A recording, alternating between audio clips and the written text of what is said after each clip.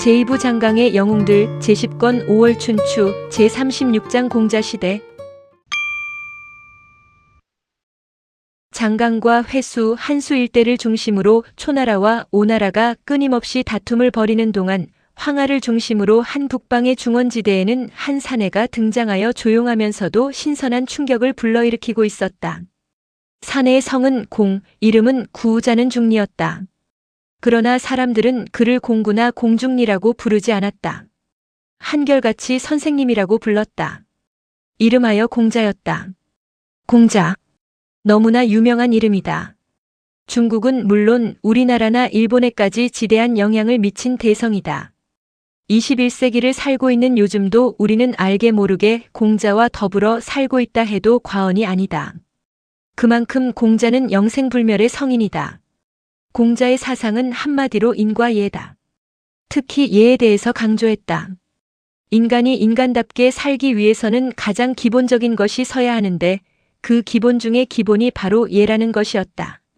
그리하여 주창한 것이 극기복례다. 극기란 자기 자신의 완성이요, 복례란 타인과의 원활한 관계를 말함이다. 자신을 먼저 세워야 예가 있는 사회가 이루어질 것이요, 예가 서야 인이 행해지는 세상이 이루어질 수 있다고 공자는 설파했다. 다 아는 바와 같이 공자는 자신의 시대에 자신의 사상을 꽃피우지는 못했다. 공자의 사상, 즉 유학이 전성을 이룬 것은 한나라 때였다. 그는 사후에야 세상을 뒤흔드는 사상가로 자리매김한 것이다. 그러나 여기서는 공자의 사상을 말하고자 함이 아니다. 공자가 태어나 성장하고 활동하던 시기는 두말할 나위 없이 춘추시대 후기이다. 난신적자가 성행하고 권모술수가 판을 치던 어지러움의 시대, 이 시대에 과연 공자가 정치적으로는 어떠한 행로를 밟았는지를 잠깐 보여주고자 할 뿐이다. 공자는 BC 551년 노양공 22년 노나라 추읍에서 태어난 것으로 알려져 있다. 노양공 22년이라면 진나라 권력 대부 중의 한 사람인 난영이 진나라에서 축출되어 제나라로 망명한 바로 그 해이다. 사기나 춘추자 시전은 모두 이 해를 공자 출생의 해로 잡고 있으나 춘추공양전과 춘추공량전은 1년 앞당긴 BC 552년을 공자 출생의 해로 기록하고 있다. 공자의 선조에 대해서는 확실하게 알려진 바가 없다. 다만 송나라 귀족이었다는 것만은 사실인 것 같다. 춘추시대 초기 송나라에 공보가라는 사람이 있었다. 송상공 시절 그는 태제인 화독의 공격을 받고 멸족을 당했다. 그때 구사일생으로 살아난 혈육 하나가 있었다. 충복의 품에 안겨 겨우 목숨을 구한 그 혈육의 이름은 목금보. 그 집 충복은 목금보를 끌어안고 노나라로 탈출했다. 그 뒤 목금보는 노나라에 살면서 다시 성을 공으로 바꾸었는데 그가 바로 공자의 6대조라는 것이다. 사기의 공자세가에는 공자의 선조로 3대조인 공방숙을 기록하고 있다. 그의 선조는 송나라 사람 공방숙이다. 방숙은 백하를 낳았고 백하는 숙량을을 낳았다. 이 숙량을이 바로 공자의 아버지다. 숙량을의 신분은 그다지 높지 않았다. 사였다. 사라고 하면 얼핏 선비를 떠올릴 수 있겠으나 이 무렵은 아직 문무가 확실하게 구별되지 않았기 때문에 단순히 선비로 해석하기에는 무리가 있다. 사는 훗날 선비와 무사 두 신분으로 나뉘어진다. 대부보다 한 단계 아래로서 관직에 진출할 수 있는 자격을 갖춘 신분이라고 하면 적당할 것이다. 제나라의 명제상 안영의 아버지 안약도 사였다. 부역을 나가는 평민보다는 위다. 숙량을은 사의 신분으로서 무예가 뛰어난 용사였다. 힘도 셌다. 그는 젊었을 적 싸움터에 나가 무너져 내리는 성문을 혼자 두 손으로 떠받칠 정도의 용맹을 과시했다는 기록도 전해진다. 숙량을은 원래 노나라 시씨집 여자에게 장가를 들었다. 시씨와의 사이에 딸만 여럿을 낳고 아들은 낳지 못했다. 그래서 첩을 두었는데 첩의 몸에서 아들 맹피가 태어났다. 그러나 맹피는 백치인데다가 다리를 못 쓰는 불구가 되었다. 숙량을은 다시 여자를 얻기로 하고 안씨 집에 매파를 보냈다. 이때 숙량을의 나이 60이 넘지 않았을까? 안씨에게는 시집가지 않은 딸이 5이나 있었다. 안씨는 이미 노인이 된 숙량을에게 딸을 주기가 싫었다. 그렇다고 숙량을의 청혼을 무시할 수도 없었다. 그래서 딸 5을 불러놓고 물었다. 너희들 중 누가 숙량을에게 시집갈 테냐? 위로 내 딸은 묵묵부답이었다. 가장 어린 막내딸 징제만이 대답했다. 여자는 출가하기 전 아버지의 말씀을 조칠 뿐입니다. 저희들에게 물을 것 없이 아버지께서 정하십시오. 안 씨는 그 말을 듣고 막내딸 징제를 숙량을에게 시집 보냈다. 숙량을은 징제와 혼인했으나 자식이 생기지 않아 늘 근심이었다. 이에 그들 부부는 중리산에 올라가 기도를 드리기로 했다. 하루는 그들이 중리산으로 올라가는데 모든 풀과 잎들이 그녀를 향해 꼿꼿이 일어섰다. 또 기도를 마치고 산을 내려올 때는 풀과 잎들이 다 아래로 처졌다. 이상한 일이로군. 그날 밤 징제는 꿈을 꾸었다. 꿈속에서 그녀는 흑제에게 불려갔다. 흑제란 겨울의 신이다. 북방의 신이기도 하다. 그 흑제가 징제에게 말했다. 그대는 성스러운 아들을 둘 것이다. 장차 공상에서 태어나리라. 깨어보니 꿈이었다. 그날 밤부터 징제에게는 태기가 있었다. 어느 날이었다. 징제가 비몽사몽간의 뜰을 바라보니 5 노인이 앉아 있었다. 그들은 징제를 향해 말했다. 우리는 오성의 정령이다. 5 노인은 송아지만한 짐승 하나를 데리고 있었다. 그런데 뿔이 하나였고 온몸이 용비늘 같은 무늬로 얼룩얼룩하였다.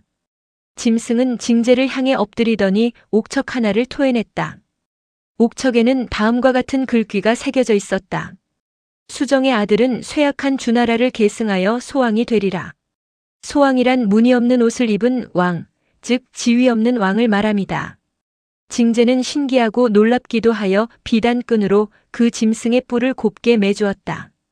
그날 저녁 징제는 외출해서 돌아온 남편 숙량을에게 낮에 있었던 일을 말해주었다. 숙량을이 말했다. 그 짐승은 기린이었을 것이요. 해산달이 되었다.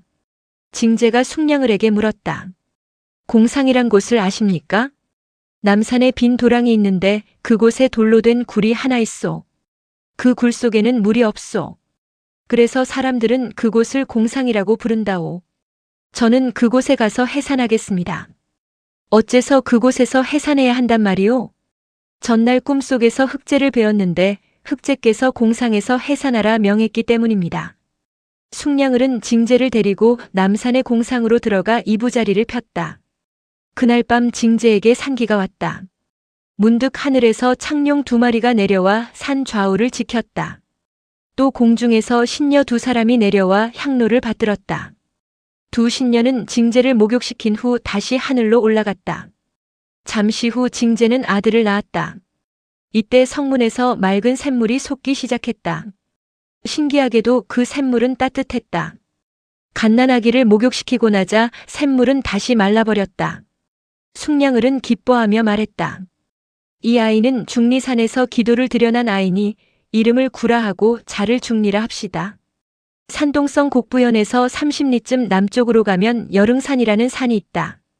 지금도 그 산에 오르면 공자가 탄생했다는 공상이란 곳이 있다.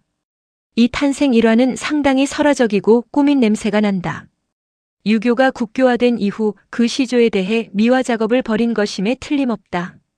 이에 반해 사마천의 공자 출생에 관한 기록은 상당히 실제적이고 인간적이다. 흘 안씨와 야합하여 공자를 낳았다. 이구산에서 기도를 하여 공자를 얻었다. 노양공 22년에 태어났다. 머리 중간이 움푹 패어 있었기 때문에 구라고 이름 지었다. 자는 중리, 성은 공이다. 여기서 주목할 것은 야합이라는 말이다. 야합이란 말뜻에 대해서는 해석이 분분하다. 정식으로 결혼한 부부가 아니라는 설이 있고 정식으로 결혼했으나 예를 갖추지 못했을 것이라는 설도 있다. 또 나이 차이가 너무 큰 결혼을 일러 야합이라고 주장하는 설도 있다. 그러나 역시 첫 번째 설이 가장 많이 통용된다.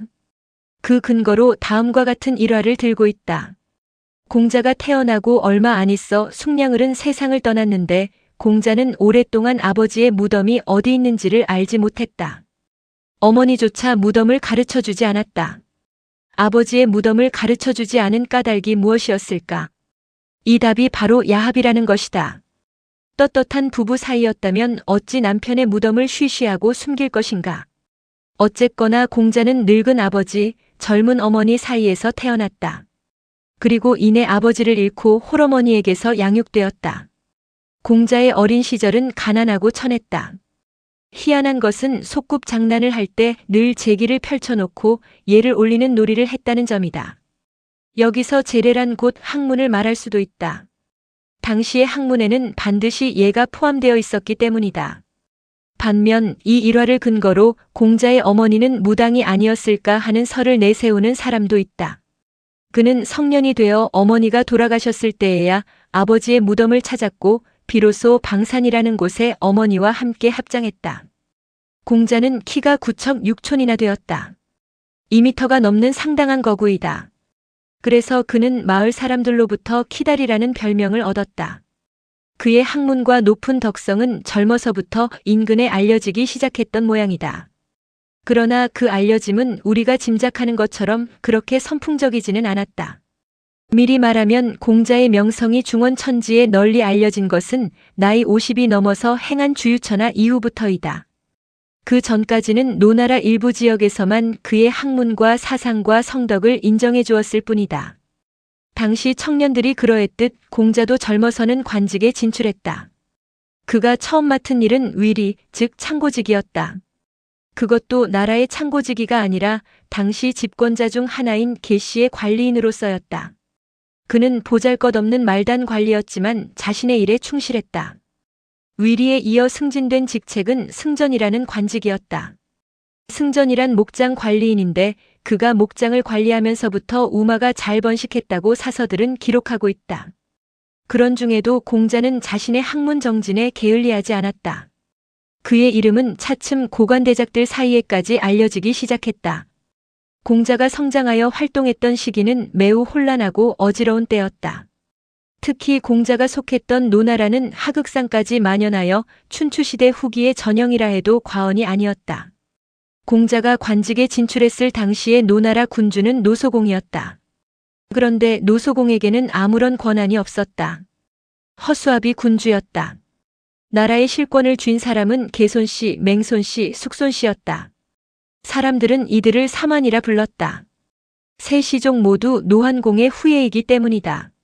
노환공하면 생각나는 것이 있다.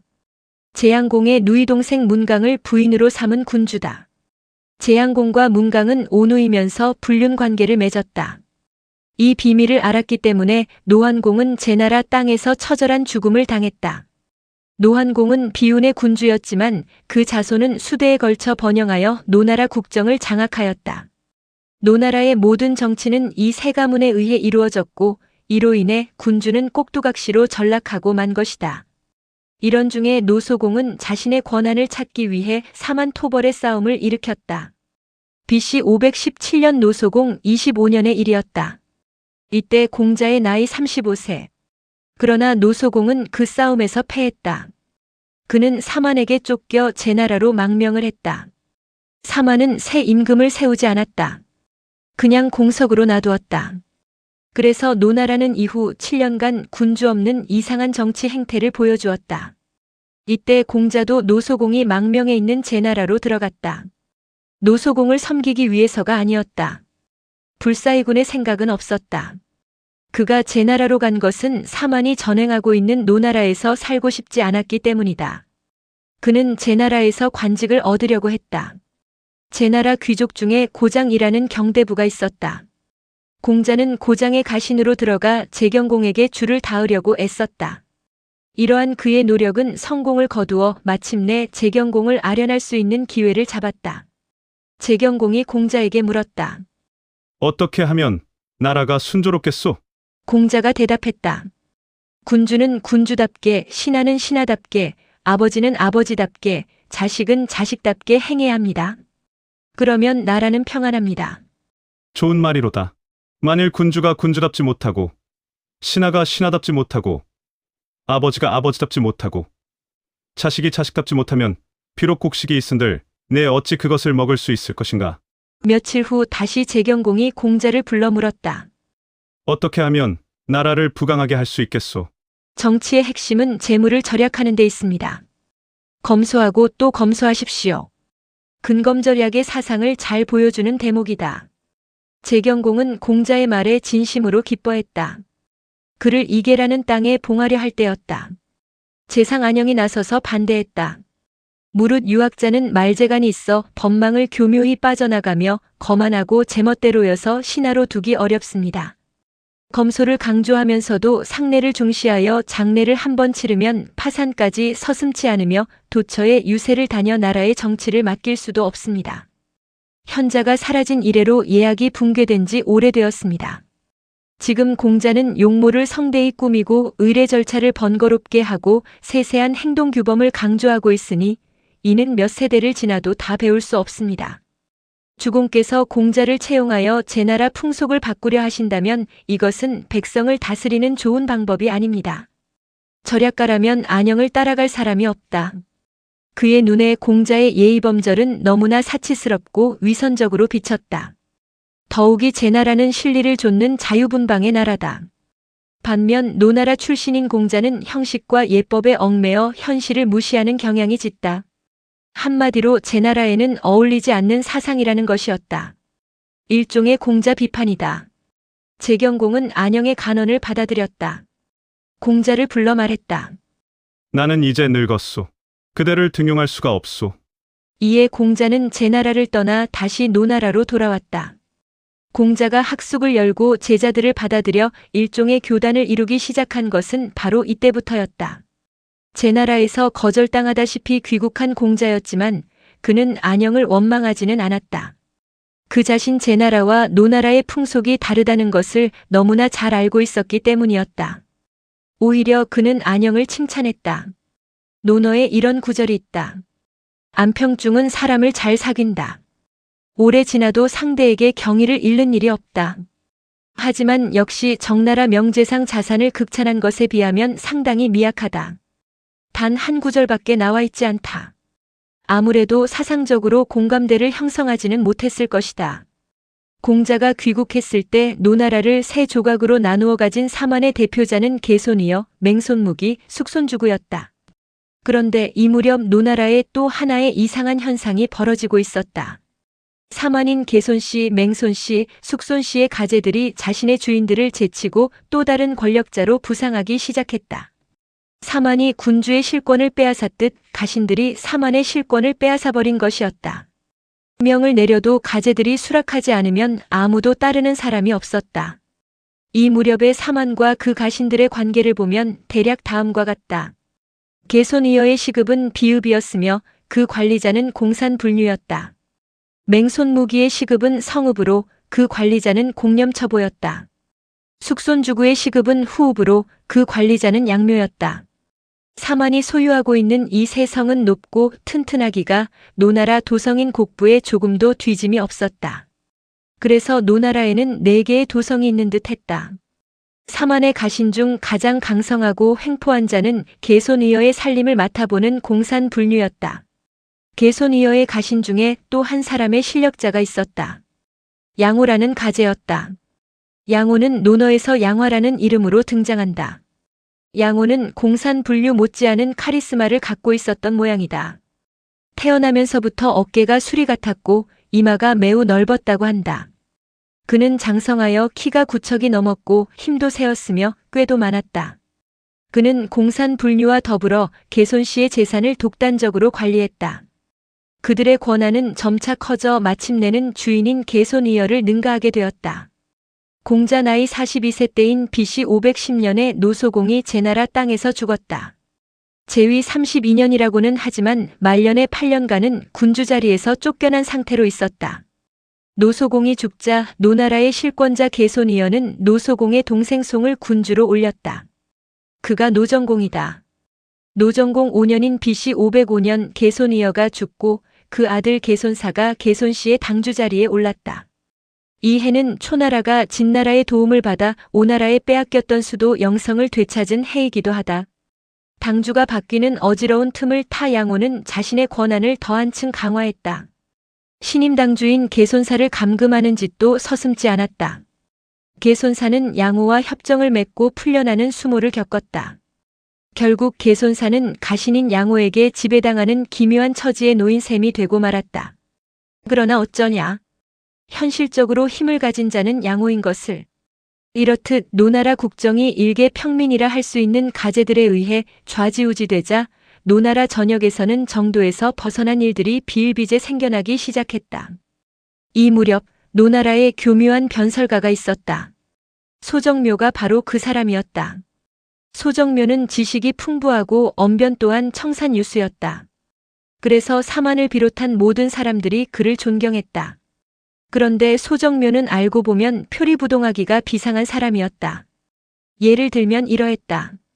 개손사나 맹손무기 등 사만의 당주들을 만났을 때는 경들이 군주와 나라를 위해 애쓰시는 공로는 실로 하늘보다 높습니다.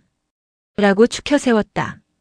그러나 돌아서서 사만의 가신들인 양호 등을 만났을 때는 이래서야 나라 꼴이 되겠소?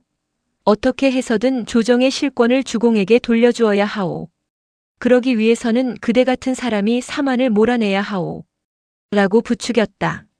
소정묘의 이간질로 인해 사만의 당주들과 그 가신들 사이에는 더욱 미움과 의심의 골이 깊어갔다. 그러나 아무도 소정묘의 이러한 음흉함을 알지 못했다. 날이 갈수록 양호의 전횡이 심해지자 개손사는 급기야 맹손무기를 찾아가 의논했다. 어떻게 하면 안팎의 근심을 없애고 예전같이 나라를 다스릴 수 있겠소? 그 무렵 맹손무기는 공자의 학숙에 들어가 예를 배우던 중이었다. 그는 서슴지 않고 대답했다.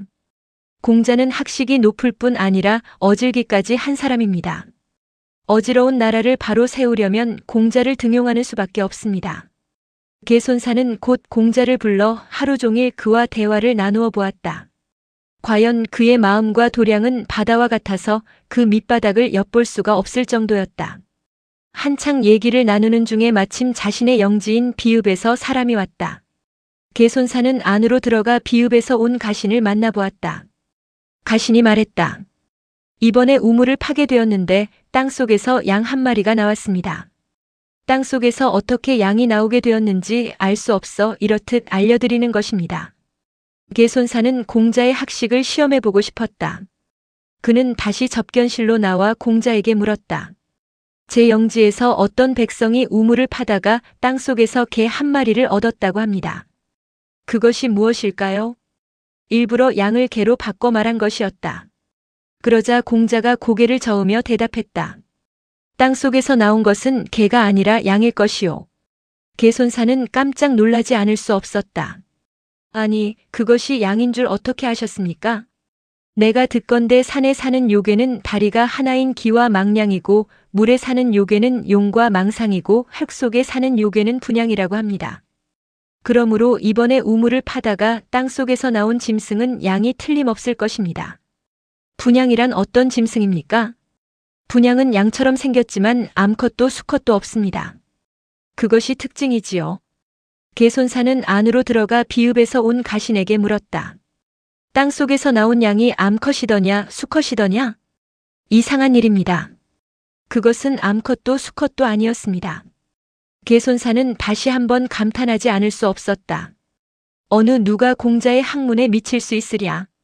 그러고는 공자에게 간곡히 청했다. 그대의 깊은 학문으로 나를 도와주시오. 하지만 공자는 그 무렵 학숙을 운영하고 있었다.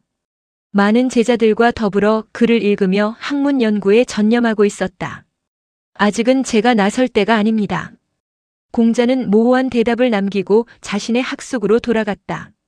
그는 자신의 능력을 일개 신하의 권력욕 충족을 위해 쓰고 싶지는 않았으리라. 그런데 개손사와의 이 대화로 인해 공자의 학식에 관한 소문은 널리 퍼져나갔다. 이런 일화도 있다. 멀리 남쪽 초나라에까지도 공자의 이름이 알려졌다.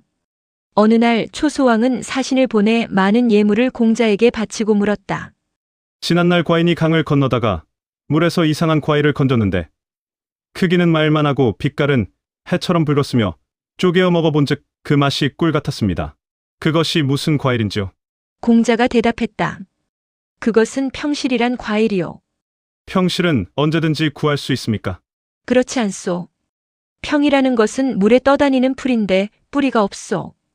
그것이 어쩌다가 서로 만나 엉키고 엉키어 열매를 맺는 것이요.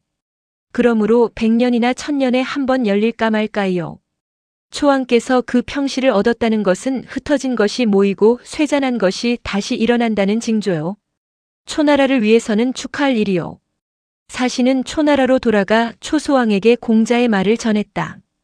초소왕은 그 말을 듣고 크게 기뻐하여 더욱 초나라 재건에 힘을 기울였다고 한다. 공자의 학문과 사상이 차츰 세상에 알려지면서 그를 자신의 편으로 끌어들이려는 또 한 사람이 있었다. 다름 아닌 양호였다. 그 무렵 양호는 더 큰 야심을 품고 있었다. 개손 씨의 가재로는 만족할 수 없었다. 그는 아예 난을 일으켜 자신이 직접 노나라 재상에 오르리라 결심했다. 그리하여 그는 숙손 씨의 서자로 천대를 받고 있는 숙손첩이라는 인물을 포섭했다. 또 비읍의 관리인인 공산불류에게도 자신의 뜻을 밝혔다. 그러나 그들만 가지고는 부족한 점이 많았다. 세상 인심이 자신을 지지해 줄지 장담할 수 없었고 무엇보다도 모든 계획을 세우고 실행할 모사가 절실했다. 이 두 가지 모두를 해결해 줄 적임자로 양호는 공자를 점찍은 것이었다. 공자만 나의 편이 되어준다면 그의 학숙에서 학문을 배우고 있는 수많은 제자들까지 거느리게 되는 것이다. 그때부터 양호는 수시로 사람을 보내 공자에게 면회를 청했다. 하지만 개손사의 초청도 거절한 그가 아니던가. 공자는 양호의 면회를 번번이 거절했다. 아무리 해도 공자를 만날 수 없자 양호는 한 꾀를 내었다. 돼지 한 마리를 삶아서 공자의 집으로 보냈다. 당시 관례로는 선물을 받으면 몸소 상대의 집에 가서 감사의 인사를 올리는 것이 도리였다. 양호는 그때를 노려 공자를 설득할 작정이었던 것이다. 그러나 공자도 빈틈이 없는 사람이었다. 그는 제자 한 사람을 불러 말했다. 양호가 나를 꾀려고 돼지를 보냈구나. 선물을 받은 이상 그에게 가서 인사를 하지 않을 수 없다. 너는 양호의 집 문 앞에 숨어 있다가 그가 외출하거든 내 명자를 그 집 문 안에 집어넣고 오라. 명자란 오늘날의 명함과 같다. 제자는 공자가 시키는 대로 양호의 집으로 달려가 그가 없을 때 대문을 두드려 명자를 전해주고 왔다. 이리하여 끝내 양호는 공자를 끌어들이지 못했다. 논어 양화편에는 이와 좀 다르게 기록되어 있다. 양호가 공자에게 돼지를 보낸 것까지는 같다. 공자는 답례를 하기 위해 친히 그의 집으로 갔다. 그러나 역시 그와 마주치지 않기 위해 양호가 없는 틈을 골라 방문했다. 그런데 일이 꼬이느라 그랬는지 아니면 외출 자체가 양호의 꾀였는지 몰라도 공자가 집으로 돌아오는 길목에서 그만 양호와 정면으로 마주치고 말았다. 이제는 어쩔 수 없이 대화를 나누는 수밖에 없었다. 그 내용이 양화편에 기록되어 있는 것이다. 먼저 양호가 물었다. 보물을 품고 있으면서 나라의 어지러움을 내버려 두는 것을 인이라 할 수 있습니까? 여기서 보물이란 공자의 재능과 학식을 말한다. 당신은 하늘보다 높고 바다보다 깊은 능력을 지니고 있으면서 발휘하지 않고 어찌하여 나라의 어지러움을 방치하고 있는가? 당신은 인을 강조하고 있는데 그것을 과연 인이라고 할 수 있겠소라고 힐책한 것이었다. 공자는 대답했다. 아니요. 그것은 인이라 할 수 없습니다. 기다렸다는 듯이 양호가 다시 물었다. 일에 따르기를 좋아하면서 시기를 자주 놓치는 것을 지라고 할 수 있습니까? 일에 따르다라는 것은 정치를 말합니다. 정치의 뜻이 있으면서 그 시기를 잡지 못하고 있는데 그것을 과연 지라고 할 수 있겠는가? 당신은 제 나라에 가서 제경공에게 접근하려 했었다. 그러나 실패했다. 이제 그 시기가 왔다. 때가 왔는데 잡지 못하는 것은 결코 지혜로운 사람의 행동이 아니다. 공자의 약점을 물고 늘어진 셈이다. 공자는 난감했을 것이겠으나 역시 대답했다. 지라고 할 수 없습니다. 이에 양호는 의기양양하여 자신의 목적을 밝혔다. 1월은 흘러가고 세월은 나와 함께하지 않습니다. 시간은 끊임없이 흘러가게 마련이고 나이는 언제까지 우리를 기다려주지 않는다. 당신이 인과 지를 아는 사람이라면 어서 나의 막료가 되어 나와 더불어 일을 합시다라고 권유한 것이었다. 애초 벼슬의 뜻이 없었다고 대답했다면 문제는 간단했다. 그러나 그는 앞서 두 질문에 긍정적인 대답을 했다. 이 때문에 싫다라는 대답을 할 수 없는 처지에 빠졌다. 그리하여 공자는 어쩔 수 없이 대답했다. 나는 장차 출사할 것입니다. 양호는 공자의 이 대답을 자신의 권유에 대한 승낙으로 받아들였을까? 논어에는 이에 대한 양호의 반응은 기록되어 있지 않다. 그러나 그 후 행적으로 볼 때 공자는 양호의 편에 가담하지 않았다. 그렇다면 낙이라는 대답은 무엇을 뜻함일까? 공자가 거짓말을 한 것일까? 그렇지는 않다. 공자는 양호의 말솜씨에 넘어가는 것처럼 보였으나 그 자신 막판에 가서 교묘하게 그를 따돌렸을 뿐이었다. 그는 분명 낙이라고 말했지만 그 승낙이 양호에 대한 출사라는 것을 명확히 밝히지는 않았다. 또 그는 전제 조건을 두었다. 장차라는 말이 그것이다. 출사를 하긴 하되 지금 당장은 아니라는 말인 것이다. 이렇듯 공자는 대상과 시기를 모호하게 함으로써 양호의 청을 교묘히 거절했다. 라는 것이 양화편에 기록된 글귀의 해석이다. 어쨌거나 공자는 양호의 유혹을 물리쳤다. 뿐만 아니라 오히려 그가 머지않아 난을 일으킬 것임을 예감했다. 자신의 제자라 할 수 있는 맹손무기를 불러 은밀히 암시했다.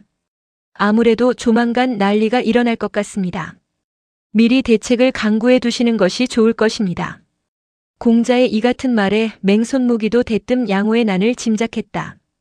그는 곡부성 남문 밖에다 집을 짓는다는 핑계를 대고 좋은 제목을 골라 넓은 목장을 만들었다. 그런 후에 씩씩한 장정 300명을 뽑아 목장을 지키게 했다. 또한 그는 자신의 시급인 성읍 관리인 공념처보에게 사람을 보내어 지시했다. 군사들을 완전 무장시키고 대기하라. 내가 기별하거든 즉시 군사를 거느리고 달려와 나를 도우라. BC 502년 노정공 8년 10월. 마침내 양호는 사만을 제거하고 자신이 정권을 장악하기 위한 음모를 실행에 옮겼다. 그의 계획이란 이런 것이었다. 계손사를 죽이고 그 동생 계호로 계손씨의 당주가 되게 하고 숙손주구를 죽여 그 서자 숙손첩을 숙손씨의 당주에 오르게 하고 맹손무기를 죽여 내가 맹손씨를 장악하리라. 그러기 위해서는 무엇보다도 가장 강적인 계손사부터 없애야 했다. 매년 10월이면 노나라 공실에서는 체제를 올린다. 체제란 나라의 큰 행사로 종묘에서 지내는 제례를 말한다. 노나라 재상인 계손사는 체제를 준비하고 주관한다. 무척 힘들고 바쁜 일인지라 체제가 끝난 후에는 연회를 베풀어 수고한 사람들을 위로하는 것이 관례처럼 되어 있다. 양호는 바로 이 위로연을 이용하기로 했다. 계손사를 찾아가 말했다. 체제가 끝난 다음 날 제가 주인을 위해 포포에서 연회를 준비하겠습니다. 꼭 참석해 주십시오. 포포는 곡부성 동문 밖에 있는 농원으로 계손사의 소유지였다. 평소 양호가 관리하고 있었기 때문에 계손사는 별 의심 없이 양호의 초청을 승낙했다. 그런데 양호가 계손사를 위해 연회를 주관한다는 소문을 듣고 의심을 일으킨 사람이 있었다. 바로 공자로부터 주의를 들은 맹손무기였다. 어쩐지 수상하다. 맹손무기는 위험을 직감하고 자신의 시급인 성읍 관리자 공념처보에게 편지를 내었다. 체제 다음 날 정오까지 군사 일대를 거느리고 남문 밖 농장으로 달려오라. 오는 도중 수상한 사태가 벌어지면 임의로 행동해도 무방하다. 종묘 제사는 무사히 끝났다. 그 다음 날이었다. 애초의 계획대로 양호는 계손사를 데리러 그의 집으로 갔다. 계손사는 포포로 나가기 위해 수레에 올랐다. 양호가 먼저 출발했고 그 뒤로 계손사의 수레가 양호의 동생 양월의 호위를 받으며 따랐다. 그런데 집을 나선 지 얼마 되지 않아 계손사는 이상한 느낌을 받았다. 자신의 수레를 호위하는 자들이 사뭇 긴장하고 있음을 알았던 것이다. 마치 싸움터에라도 나가는 듯한 비장감에 사로잡혀 있었다. 이상하군. 주위를 둘러보았다. 아니나 다를까 모두가 양호의 친인척들 뿐이었다. 다만 수레를 모는 임초만이 자신의 신복 부하였다. 그제야 속으로 아차 한 계손사는 어자 임초를 향해 조그만 목소리로 속삭였다. 임초야, 너는 동문으로 수레를 모는 척하다가 능히 남문 밖 맹손씨의 목장으로 달려갈 수 있겠느냐?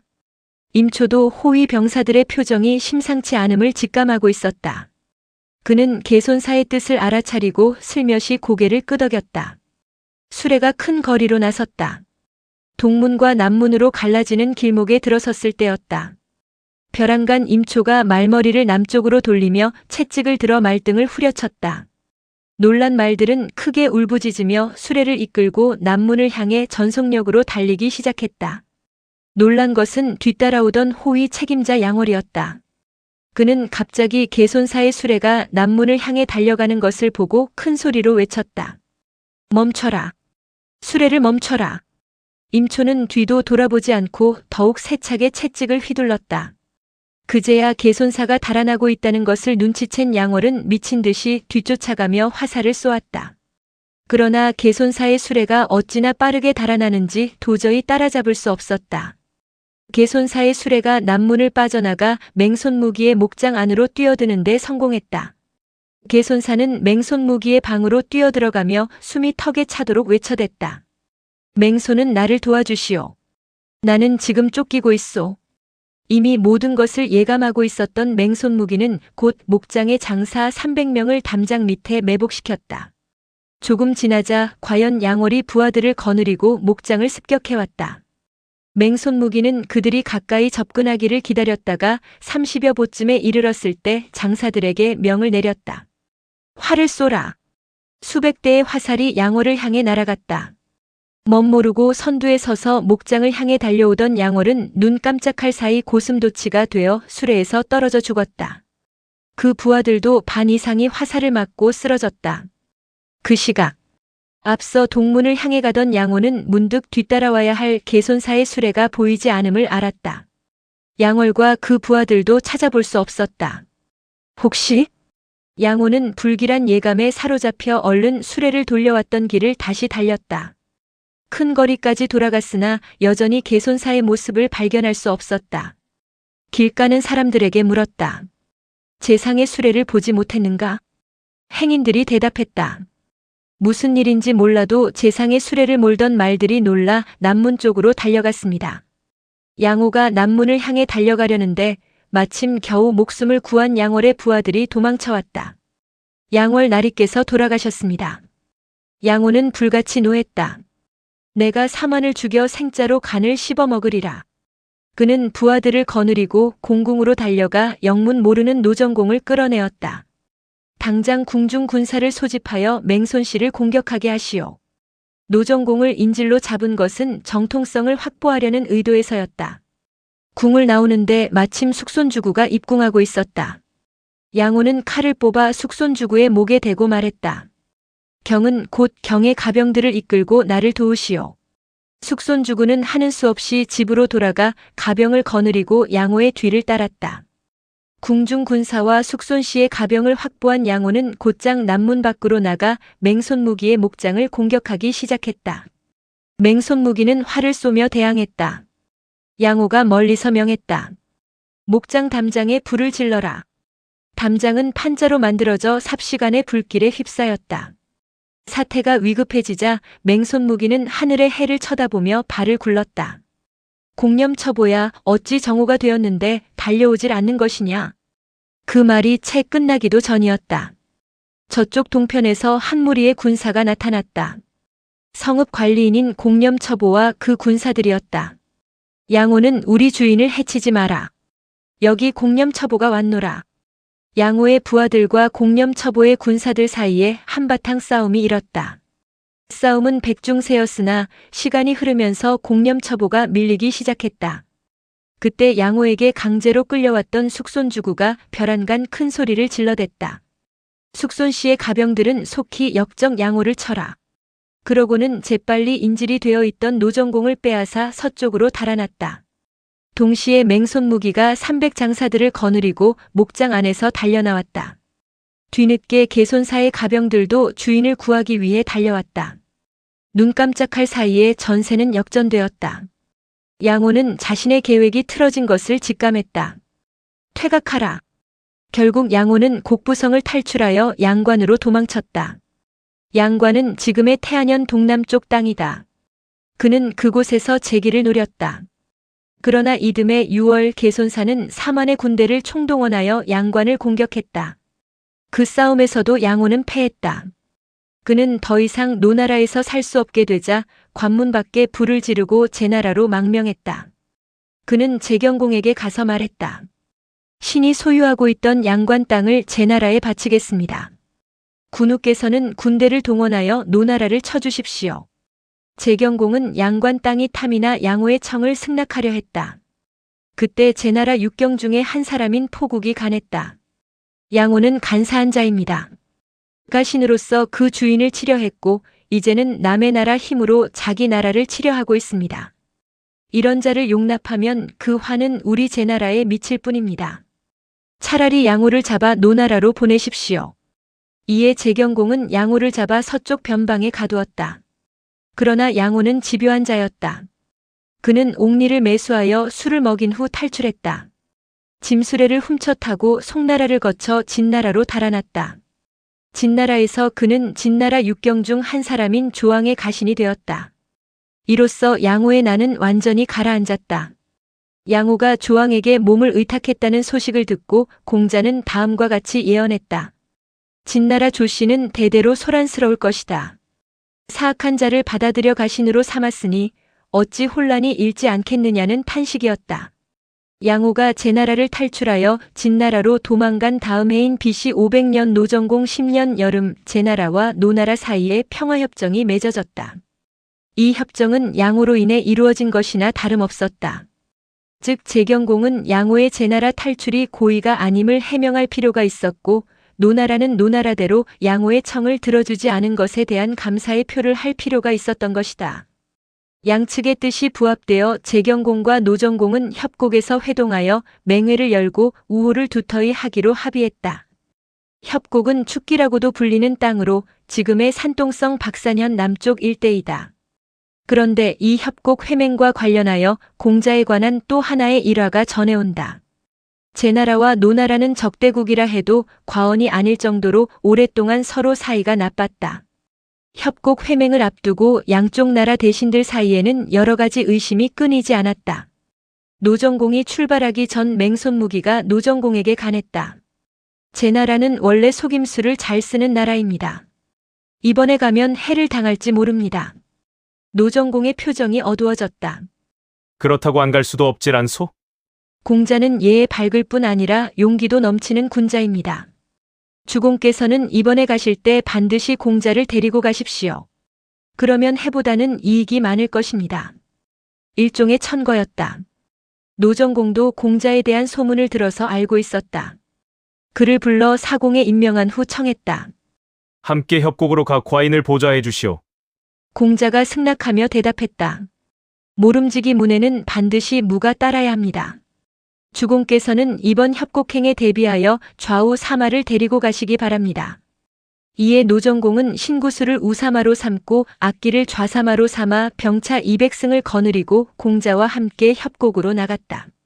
아울러 대부 자무안에게 병차 300승을 주어 협곡당 십리 밖에 영체를 세워놓으라 명했다. 한편 제경공은 제경공대로 많은 군사를 거느리고 협곡당으로 나왔다. 제상안영이 배종했다. 그런데 제경공의 근신 중에 염이라는 사람이 있었다. 꾀가 많고 아첨을 잘하여 양국어와 더불어 제경공의 총애를 받는 자였다. 맹회가 열리기 전날 밤이었다. 염이가 은밀히 제경공의 처소로 들어갔다. 제경공이 물었다. 이 밤중에 무슨 일이냐? 신에게 좋은 계책이 있어 왔습니다. 좋은 계책이라니. 우리 제나라와 노나라는 예부터 원수간입니다. 이번 회맹에 대비하여 노후가 공자를 데리고 왔습니다만 신이 본즉 공자는 예만 알 뿐 용기가 없어 보였습니다. 내일 맹회가 끝나면 주공께서는 노후를 위해 음악을 연주하라 분부하십시오. 그러면 신이 내이의 군사 300명을 악공으로 변장시켜 요란하게 음악을 울리겠습니다. 한창 음악을 울리다가 노후가 놀라는 틈을 타 노후와 공자를 잡아버리면 어찌 노나라가 우리 수중에 떨어지지 않겠습니까? 글쎄, 과인이 재상과 상의해보겠다. 염이가 재빨리 말을 이었다. 재상안영은 이런 일에 어두운 사람입니다. 반대할 것이 틀림없으니 의논하지 마십시오. 신이 모든 일을 알아서 처리하겠습니다. 제경공은 나쁘지 않다고 생각했음인지 고개를 끄덕였다. 다음 날이었다. 제경공과 노정공은 단 위에 올라가 정해진 예법에 따라 두 나라가 화친할 것을 맹약했다. 노나라 측에서는 공자가 증인이 되었고 제나라 측에서는 안영이 증인이 되었다. 맹약이 끝나자 제경공이 노정공에게 말했다. 이처럼 즐거운 날, 과인이 군우에게 음악을 선사할까 합니다. 그러고는 염이에게 악사들을 대령하라 명했다. 여민은 악공으로 변장한 내이의 군사 300명을 대령시켜 일제히 음악을 연주하게 했다. 그런데 음악이라는 것이 북치고 깃발을 휘두르고 칼과 창을 세운 채 괴상한 소리를 질러대는 것이었다. 흡사 전쟁터로 나가는 듯한 기세였다. 그들은 점차 노정공이 앉아있는 곳으로 가까이 접근했다. 노정공은 심상치 않은 분위기에 안색이 창백해졌다. 그때 갑자기 한 사내가 일어섰다. 노정공을 보필하고 있던 공자였다. 구척이 넘는 공자는 재경공 앞에 우뚝 섰다. 이어 소매를 들어 예를 표하며 우렁찬 음성으로 말했다. 제노나라가 우호를 맺는 이런 좋은 자리에 군우께선 어찌하여 오랑캐 음악을 들으십니까? 지금 곧 중지시켜 주십시오. 조금도 위축됨이 없는 행동이었다. 여차하면 재경공에게 덤벼들기라도 할 듯한 표정이었다. 재경공은 갑자기 거대한 체구의 사나이가 자신의 눈앞에 서자 위축됨을 느꼈다. 그때 또 한 사나이가 일어섰다. 재경공 옆에 앉아있던 안영이었다. 육척 단구의 그는 공자 옆에 나란히 섰다. 안영은 전날 밤 재경공과 여미 사이에 오간 말을 알지 못했다. 안영은 재경공을 향해 말했다. 공자의 말씀이 옳습니다. 주공께선 예의를 잃지 마십시오. 재경공은 한편으로는 공자의 험악한 기세에 겁을 먹었고 다른 한편으로는 안영의 날카로운 지적에 부끄러움을 느꼈다. 재경공은 얼른 단 아래에 서 있는 여미에게 명했다. 음악을 중지시켜라. 여미는 자신의 계획이 어그러지자 화가 치밀었다. 그는 노정공과 공자를 망신시키기 위해 다시 청했다. 이번에는 제 나라 음악을 들려드리겠습니다. 여미의 속셈을 알지 못하는 재경공은 그 청을 승낙했다. 여미가 재빨리 진짜 악공들에게로 가서 속삭였다. 너희들은 패구의 노래를 불러라. 또한 배우들은 마음대로 재주를 발휘하라. 패구의 노래란 곧 오누이간인 재양공과 문강의 음탕함을 읊은 노래다. 문강은 노환공의 부인이었기에 이 노래를 부름으로써 노나라를 망신줄 작정이었던 것이다. 여미의 지시를 받은 악공과 광대들은 두 줄로 나누어 단 앞으로 달려나와 노래를 부르고 재주를 피웠다. 얼굴에는 얼룩덜룩한 색을 칠했고 옷은 이상야릇했다. 그들은 펄쩍펄쩍 뛰기도 했고 둥실둥실 춤추기도 했다. 두 나라 임금을 모신 자리에서 공연하기에는 낯뜨거운 짓거리였다. 공자는 대뜸 그들이 노정공을 욕보이려 한다는 것을 눈치챘다. 다시 자리에서 일어나 재경공에게 말했다. 모름지기 필부로서 임금을 현혹시키는 자는 참수형에 처해야 마땅합니다. 군우께서는 저 악사의 장과 광대의 장을 참하십시오. 재경공은 공자의 말을 못 들은 척 외면했다. 이에 용기를 가진 악공들과 광대들은 깔깔깔 웃어댔다. 그러나 공자도 호락호락 물러나지 않았다. 재경공이 아무런 반응을 보이지 않자 대뜸 몸을 돌려 단 아래를 내려다보며 소리쳤다. 제나라와 노나라는 이미 우호를 맺었으니 형제와 같다. 노나라 사마가 곧 제나라 사마다. 여봐라. 신구수와 악기는 어디 있느냐? 당장 악공과 광대의 우두머리 목을 베어라. 그 말이 떨어짐과 동시에 노나라 신구수와 악기는 나는 듯이 뛰어나와 각기 악공과 광대의 우두머리를 한 칼에 쳐 죽였다. 그제야 나머지 악공과 광대들은 사색이 되어 그 자리에 꿇어 앉았다. 놀라기는 재경공도 마찬가지였다. 그는 공자가 그렇게 과단성 있게 행동할 줄은 전혀 짐작도 못했다. 크게 겁을 먹고 부랴부랴 맹회를 패했다. 노나라를 욕보이려다 오히려 망신만 당한 셈이었다. 자신의 처소로 돌아온 재경공은 여미를 불러 꾸짖었다. 너는 공자가 얘만 알 뿐 용기가 없는 자라고 했는데 오늘 그의 일거일동을 보니 공자만큼 용기를 지닌 사람도 드물었다. 너로 인해 과인은 공연히 노나라의 원망만 사게 되었다. 여미가 할 말이 없어 꿇어 앉아 있는데 곁에서 재상 안영이 아뢰었다. 주공께서는 지금이라도 노후에게 사죄하십시오. 어떻게 사죄하면 좋겠소? 신이 듣기로 소인은 자기 잘못을 사죄할 때 말로써 하지만 군자는 물건으로 사죄한다고 합니다. 지금 우리나라는 노나라 땅을 세 곳이나 차지하고 있습니다. 운 땅과 문양 땅과 구움 땅이 바로 그것입니다. 주공께서 이 세 땅을 노나라에 돌려주시고 사과하면 노나라 군주와 신하들은 모두 기뻐할 것입니다. 재경공은 안영의 말을 수락하고 지난날 빼앗은 바 있던 운, 문양, 구음 세 땅을 다 노나라에 돌려주었다. 공자의 용기와 외교 능력을 보여주는 대표적인 일화라 할 수 있다. 노정공은 귀국하여 공자에게 대사구의 벼슬을 내리었고 이때부터 공자는 본격적으로 노나라 정치에 관여하기 시작했다. 대사구는 법을 형벌을 관장하는 직책으로 오늘날 법무부 장관에 해당한다. 공자 나이 52세 때의 일이었다. 공자는 이후 자신의 지식과 지혜를 발휘하여 노나라 백성을 위해 많은 음덕을 쌓았다. 이런 일화도 있다. 어느 해인가 제나라와 노나라 접경 지역인 문숫가에 큰 새 한 마리가 나타났다. 그 새의 길이는 3척이나 되었고 몸통은 검고 목은 희었으며 부리는 길고 다리는 하나였다. 그 새는 들판을 자유로이 날아다니며 덩실덩실 춤을 추었다. 들 사람들이 그 새를 잡으려고 쫓아다녔지만 새는 북쪽 하늘로 날아가 버렸다. 개손사가 이 새 이야기를 듣고 공자에게 물었다. 그 새가 무슨 새일까요? 그 새의 이름은 상양이라고 합니다. 북해에 사는 새인데 그 새가 나타나면 큰 비가 쏟아집니다. 이번에 상양이 와서 춤추다 가버린 곳에는 큰 비가 내릴 것이니 그 일대에 제방을 쌓아 수해를 미연에 방지하십시오. 개손사는 공자의 말대로 그곳 백성들에게 홍수에 대비하라 명했다. 아니나 다를까? 사흘이 못되어 노 접경지대에 큰 비가 내려 문수가 범람했다. 노나라 쪽은 만반의 준비를 해두었기 때문에 큰 피해를 당하지 않았다. 그러나 제나라 쪽 마을은 많은 피해를 당했다. 이 소문이 퍼지면서 사람들은 공자를 신인으로 생각했다. 이때부터 세상 사람들은 공자를 가리켜 성인이라 부르며 존경했다. 공자는 대사구라는 높은 벼슬에 올랐지만 기실 그의 정치적 후원자이자 동반자는 삼원 중의 하나인 개손사였다. 그 무렵 공자의 학숙에는 많은 제자들이 몰려들어 학문을 배우고 있었는데 공자는 그중 유능한 제자들을 개손사에게 천거했다. 이를테면 공자의 학숙은 정치인을 배출해내는 사관학교나 다름없었다. 공자가 개손사에게 천거한 대표적인 인물로는 자로와 자유를 꼽을 수 있다.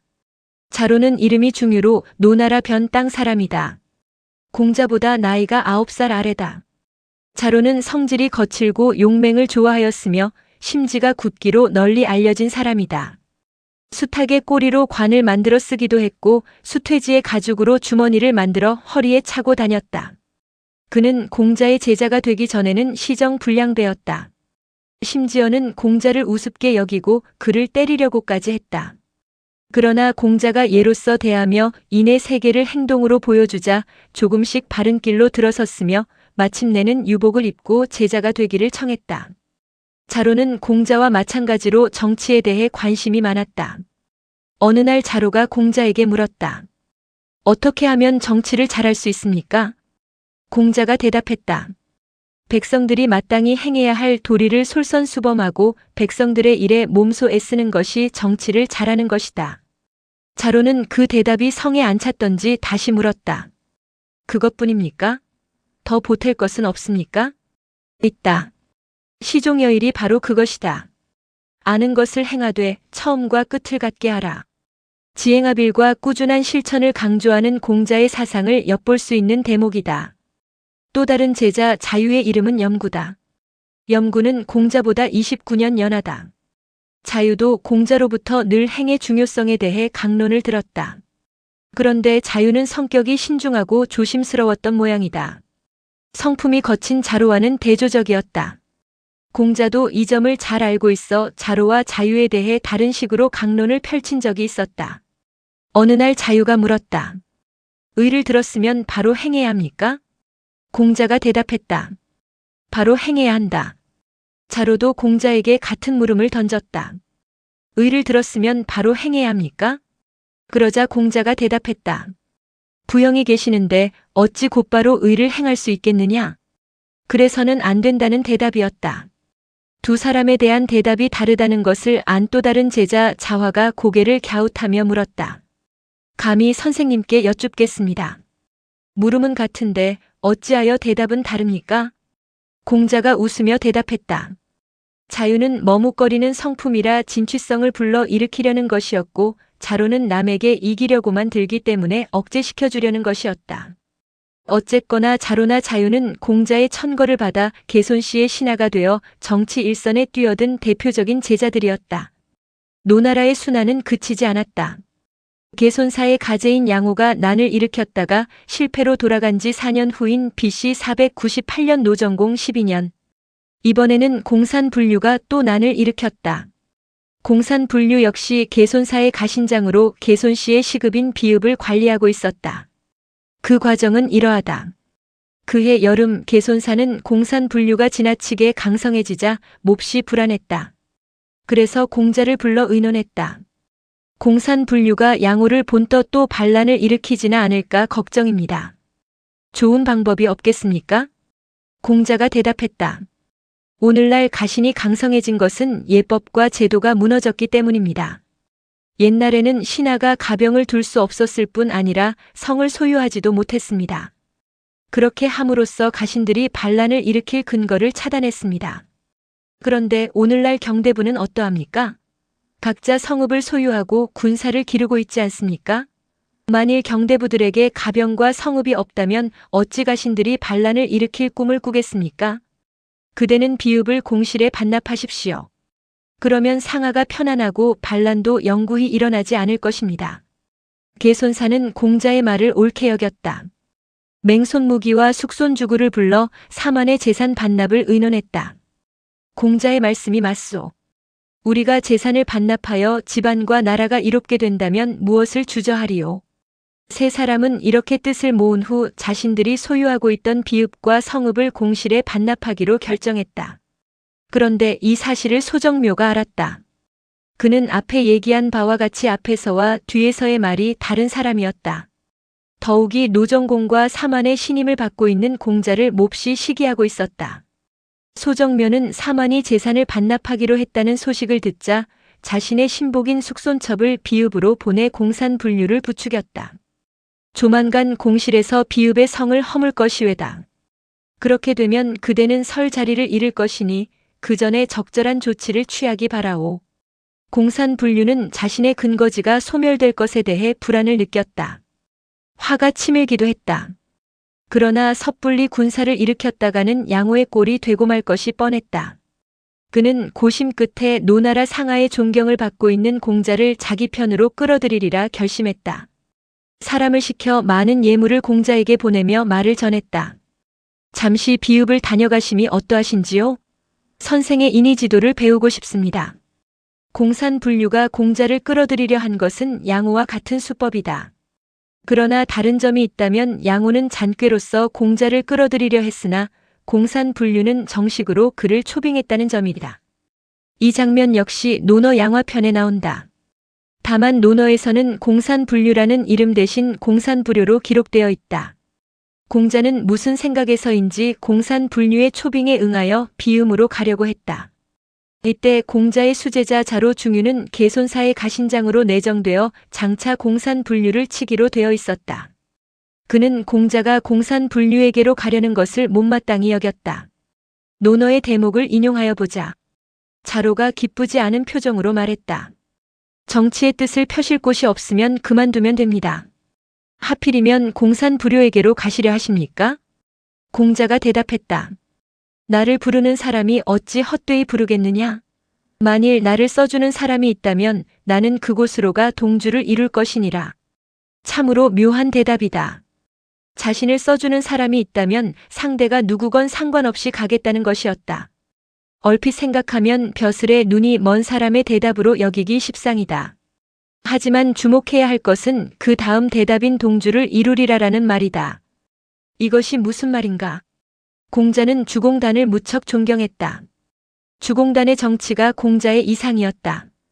그러므로 동주를 이루리라라는 말은 주공단처럼 정치를 하여 자신의 이상향을 실현해 보이겠다라는 공자의 각오요, 자신감이라고 할 수 있는 것이다.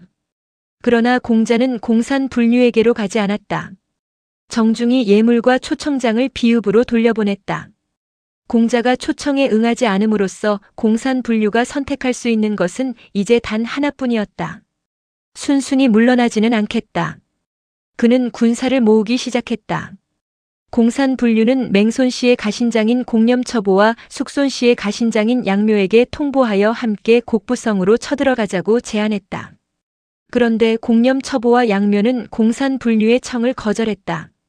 하는 수 없이 공산분류는 단독으로 곡부성을 칠 계획을 꾸몄다. 그러할 때 숙손주구의 시급인 후읍에서 뜻하지 않은 변이 생겼다. 숙손 씨의 가제인 양묘가 그 부하 후범이란 자에게 살해당한 것이었다. 후범은 양묘와 달리 힘이 장사이고 포악했다. 그는 양묘를 죽이고 자신이 후읍의 장이 되었다. 이에 숙손주구는 후범을 치기 위해 맹손 씨에게 도움을 청했다. 양가는 함께 군사를 거느리고 후읍으로 쳐들어갔다. 후범은 결사적으로 저항했다. 후읍의 군사들이 필사적으로 저항하는 바람에 숙손 씨와 맹손 씨는 좀처럼 그들을 토벌할 수 없었다. 비읍에서 군사를 기르며 곡부성을 칠 기회만 노리고 있던 공산불류의 눈에 이것은 천재일우의 기회로 비쳤다. 숙손 씨와 맹손 씨가 모두 후읍으로 달려갔으니 곡부성에는 개손 씨만이 외로이 남아있겠구나. 내 어찌 이 기회를 놓칠 수 있으랴. 공산불류는 군사를 거느리고 곡부성으로 쳐들어갔다. 신복인 숙손첩이 성문을 열고 영접해 주었다. 공산불류는 곧장 공궁을 향해 달려갔다. 다급한 것은 노정공이었다. 그는 즉시 공자를 불러 의논했다. 비읍의 반란군이 도성 안으로 쳐들어왔으니 대관절 일을 어찌하면 좋겠소. 공자가 침착하게 대답했다. 궁중 군사는 허약합니다. 일단 궁을 나가 개손 씨의 집으로 피신하십시오. 노정공은 공자와 함께 수레를 타고 개손사의 집으로 달려갔다. 개손사의 집은 말이 집일 뿐 궁이나 다름없었다. 더욱이 안에는 높은 데가 있어 몸을 피하기 안성맞춤이었다. 노정공이 개손사의 집에 들어간 지 얼마 안 되어 사마 신구수와 악기가 달려왔다. 공자는 그들에게 개손사의 가병을 맡겨 좌우에 매복시키고 자신은 고대 입구에 버티고 섰다. 노정공이 개손사의 집으로 몸을 피한 같은 시각. 공산불류는 공궁을 공격하고 있었다. 궁중 수비대는 속절없이 무너졌다. 공산불류는 숙손첩의 안내를 받아 내궁으로 들어갔다. 그러나 궁중 어디에도 노정공의 모습은 보이지 않았다. 그는 노정공이 개손사의 집으로 피신했다는 것을 알고 다시 군사를 몰고 개손사의 집으로 향했다. 반란군이 대문을 부수고 대 위로 올라가려는데 문득 한 사내가 그 앞에 버티고 서 있는 것을 보았다. 공자였다. 반란군은 대부분 비읍의 백성들이었다. 그들은 공자가 백성들에게 많은 덕을 베풀고 있다는 것을 알고 있었다. 그에 대한 존경심이 대단했다. 공자를 보자 주춤하며 자신들도 모르게 공손한 태도를 취했다. 그때 공자의 입에서 우렁찬 목소리가 터져나왔다. 너희들은 농사를 짓는 백성들이다. 주공이 여기 계신데 너희들은 어찌 순리를 거스르려 하는 것이냐? 속히 무기를 버려라. 그러면 지금까지의 잘못은 처벌하지 않겠다. 주변이 삽시간에 조용해졌다. 반란군은 하나 둘씩 칼을 버리고 무릎을 꿇기 시작했다. 이러한 급변에 당황한 것은 공산불류였다. 무엇들 하느냐? 어서 대 안으로 진입하라.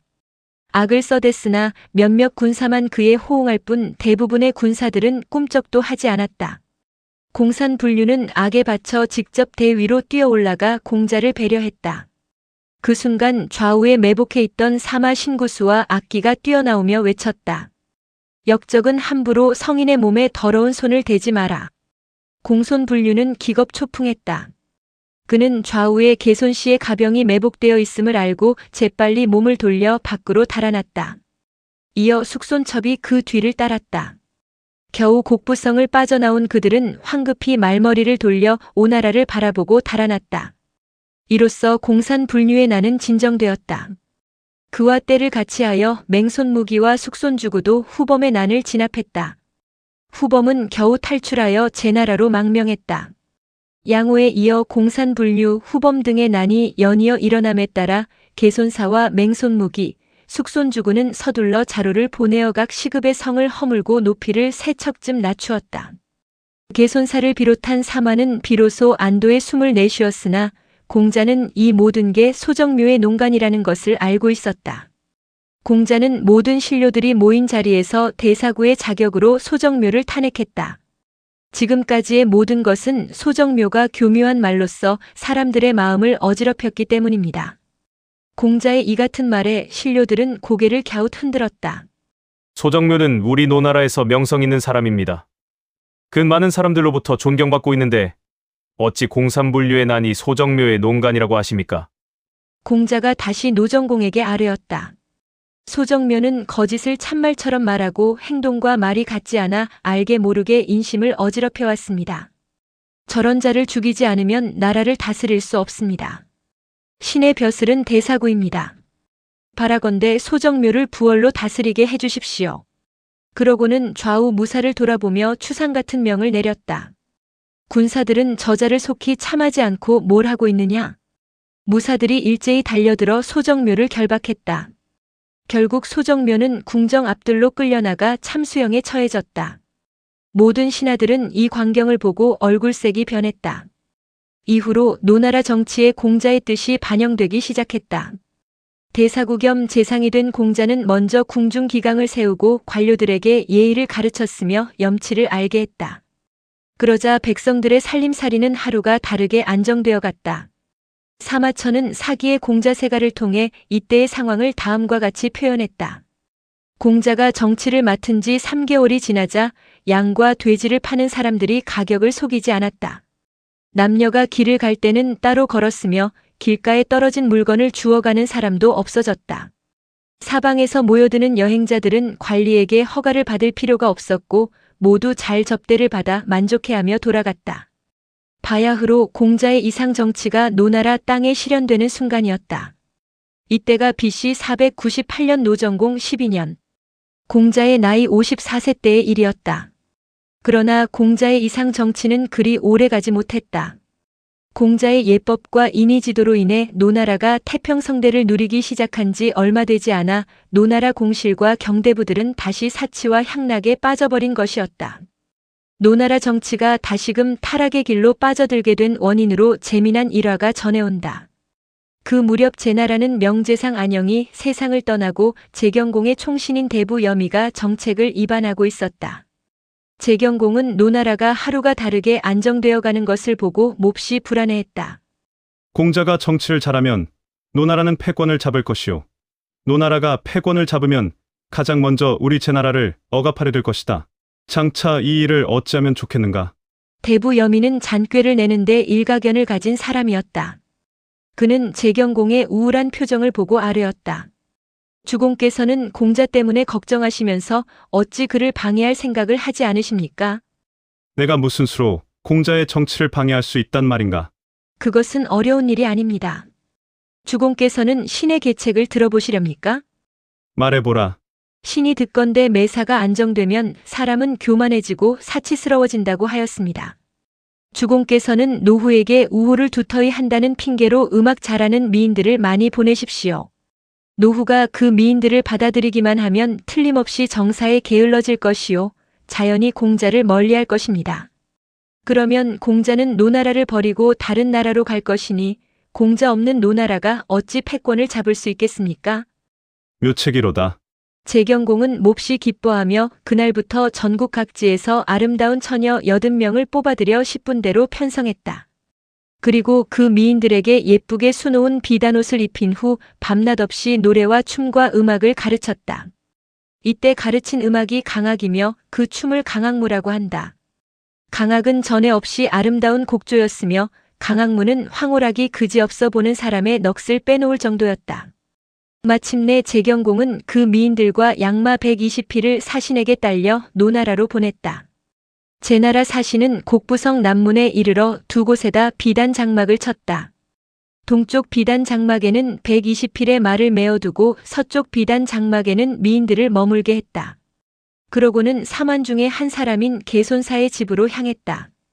그 무렵 개손사는 나라가 태평하고 걱정 근심이 사라지자 틈만 나면 즐거운 일을 찾고 있었다.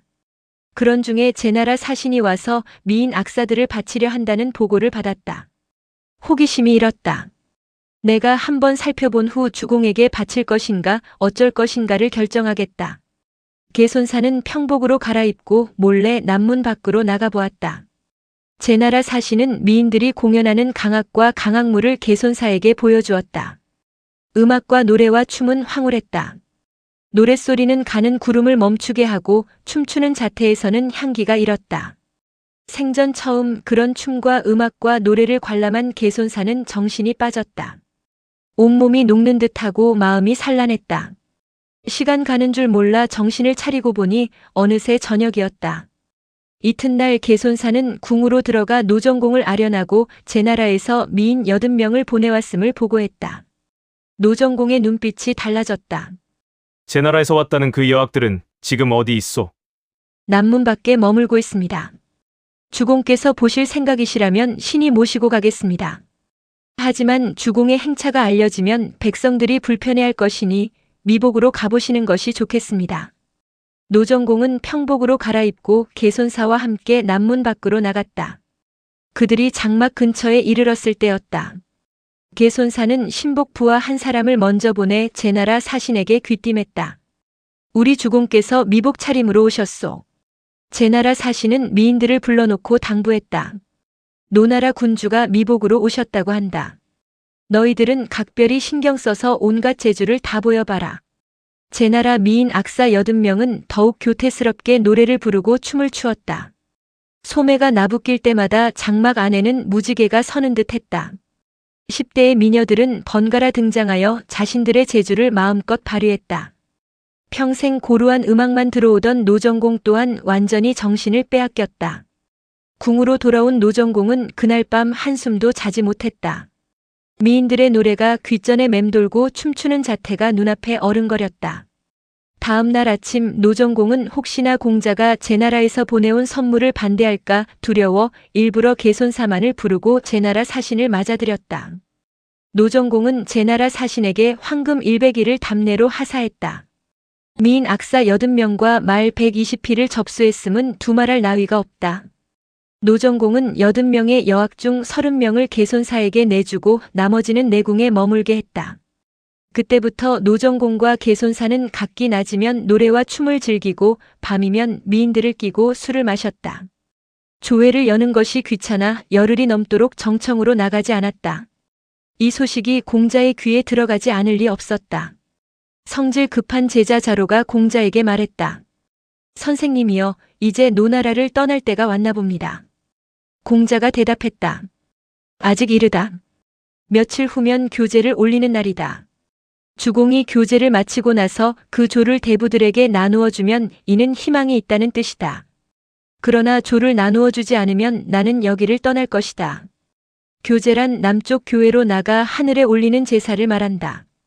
참고로 북쪽 교회로 나가 하늘에 올리는 제사는 사제라고 한다. 또 조는 제사를 지낼 때 쓰이는 고기로서 제사가 끝나면 군주는 신하들에게 그 고기를 나누어 주는 것이 관례였다.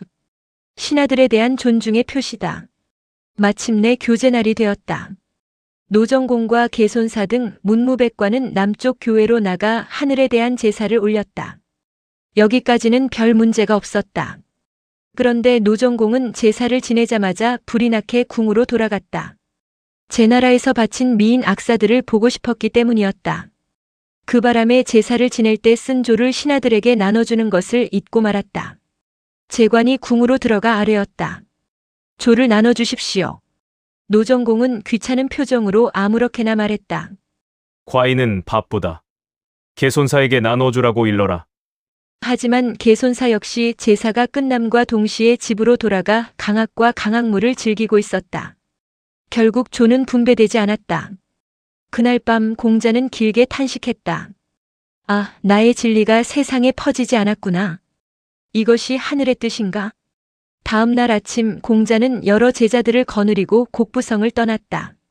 개손사에게 벼슬 하던 자로와 자유도 관복을 벗어던지고 스승 공자의 뒤를 따랐다. 공자가 노나라를 떠나 다른 나라로 가려 한다는 소문은 개손사의 귀에도 들어갔다. 그는 깜짝 놀라 악사장 기를 보내 공자를 데려오게 했다. 악사장 기가 서둘러 곡부성을 나섰다. 그때 공자는 여러 제자들과 함께 북쪽 교회의 길로 접어들고 있었다. 기가 뒤쫓아가 공자에게 물었다. 선생께서는 아무런 잘못도 저지르지 않았는데 어찌하여 노나라를 떠나시는 겁니까? 공자가 그윽한 눈길로 길을 바라보며 입을 열었다. 내가 노래로 대답해도 괜찮겠는가? 그러고는 그 자리에 앉아 검은고를 타며 노래 한 곡을 부르기 시작했다. 군주가 여인의 말을 믿으면 군자는 떠나가는도다. 군주가 여인을 가까이 하면 사직은 사라지는도다. 이런 그늘 속에서 벗어나 유유자적하며 이렇게 나의 세월을 보내리라. 악사장 기는 공자의 마음을 돌이킬 수 없음을 알았다. 그가 성 안으로 돌아오자 개손사가 불러 물었다. 공자가 뭐라고 하던가? 기가 사실대로 대답하자 개손사는 크게 탄식했다. 아, 공자는 내가 제 나라 무녀를 받아들인 것을 책망하고 있구나. 이렇게 공자는 노나라를 떠나갔다. 이 떠남이 곧 그 유명한 공자의 천하 여규다. 이때 공자 나이 56세. 따르는 제자가 수십 명에 달했다.